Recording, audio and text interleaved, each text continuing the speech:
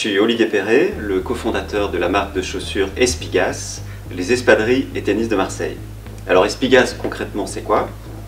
C'est une chaussure unisexe en toile, ultra légère, ultra confortable, qui se porte en hiver comme en été, qui est faite pour parcourir le monde, mais qui est fabriquée localement à Marseille. Nous vendons approximativement 5000 paires de chaussures par an à travers 3 canaux de distribution principaux. Le premier, c'est notre boutique physique située aux 3 cours Jean Ballard sur le Vieux-Port de Marseille. Le deuxième, c'est notre site internet www.espigas-store.com. Et troisième sont des distributeurs ou concept stores.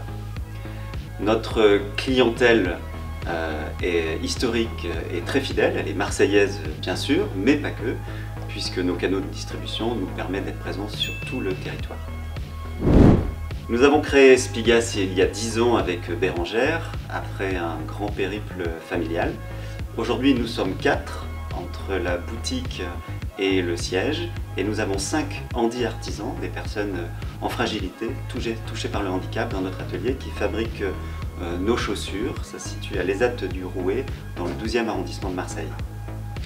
Nous sommes depuis le début de l'aventure soutenus par la région et la BPI dans le cadre d'un prêt FISO, un fonds d'innovation sociale, ce qui nous a permis d'investir dans nos machines de fabrication. Donc après 10 ans, nous avons plein de nouveaux projets dans les cartons et en cours de réalisation. Le premier, c'est la création d'un chausson fourré, c'est-à-dire la première pantoufle de Marseille que nous sommes en train de fabriquer et que nous proposerons pour Noël. Le deuxième, c'est une diversification, c'est-à-dire que des chaussures espadrilles et tennis, nous sommes en train de travailler sur une gamme de sneakers, mais également une gamme textile qui est un peu différent évidemment de notre univers actuel, mais qui restera dans cette façon de vivre au sud, dans cette fabrication locale et solidaire, avec la sortie de toute une gamme de marinières de l'enfant à l'adulte très qualitative, des suites aussi fabriquées dans notre atelier en Provence, des bonnets et un énorme sac cabas fourre-tout dans lequel vous pourrez absolument tout mettre pour cet été.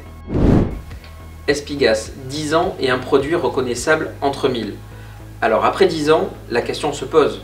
Est-ce que je reste dans mon marché ou est-ce que j'essaye de développer des nouveaux produits avec toujours cette forte consonante produit local, produit responsable? Il y a un marché absolument incroyable à la fois dans le retail mais également avec cette consonante locale. N'oubliez pas de jouer là-dessus tout en étant respectueux du message que vous voulez faire passer. Il est important dans le cadre du développement d'une nouvelle gamme de penser la stratégie et surtout la stratégie financière de votre développement. N'hésitez pas à dire je vais passer à l'étape 1 puis à l'étape 2, c'est-à-dire je développe un produit puis un deuxième avant de vouloir aller sur tous les marchés et développer tout azimut. Tout développement nécessite donc de penser sa structuration juridique. Est-ce que ma boîte est taillée aujourd'hui pour pouvoir le faire? Mais également il faudra penser son financement et bien anticiper tous les futurs besoins en commercialisation comme en production. Compte tenu de l'ensemble des nouveaux projets que nous sommes en train de développer, nous avons pour ambition de développer fortement nos ventes en ligne et en gros de multiplier par 10 cette activité pour atteindre 500 000 € d'ici 5 ans.